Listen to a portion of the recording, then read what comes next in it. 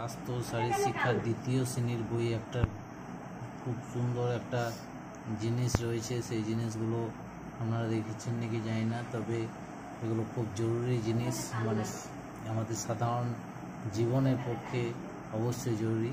যেমন এখানে আসছে স্বাস্থ্য সচেতনা, সুস্বাস্থ্য সম্পর্কে একটা কবিতা আছে।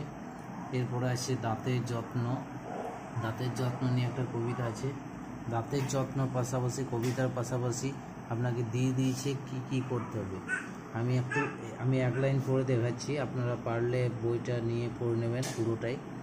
দাঁতের রোগ যাতে না হয় তার জন্য নিয়মিতভাবে দাঁত পরিষ্কার করতে হবে ও মুখগহ্বর পরিষ্কার পরিচ্ছন্ন রাখতে হবে। অর্থাৎ দাঁতের রোগ আটকাতে গেলে আমাদের দাঁত সবসময় পরিষ্কার পরিচ্ছন্ন রাখতে হবে, মুখের ভেতরটা অর্থাৎ মুখগহ্বর পরিষ্কার পরিচ্ছন্ন রাখতে হবে। আরও এরকম 8টা পয়েন্ট আছে। এর দাঁতের যত্নের পাশাপাশি প্রত্যেকটা পাতায় চোখের যত্ন আছে, নখ ও চুলের যত্ন আছে, হাঁচি কাশির সমস্যা, কানের যত্ন নিয়ে কবিতা, এছাড়া হাত পায়ের যত্ন তা নিয়ে কবিতা, আবার কীভাবে হাত পা যত্ন করবেন সেটা লিখে দিয়েছে।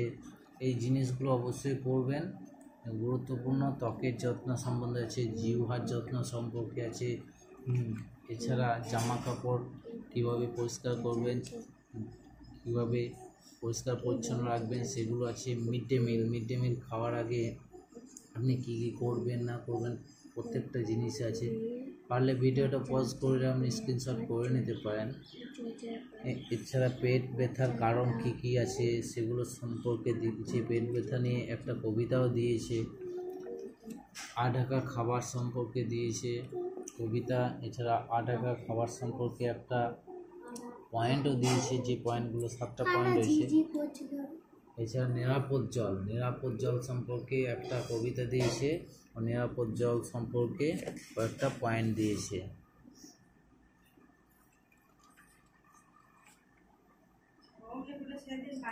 ধন্যবাদ। এইভাবে আমরা বইটা দেখে নিতে পারেন, ভালো করে পড়ে নিতে পারেন। ধন্যবাদ।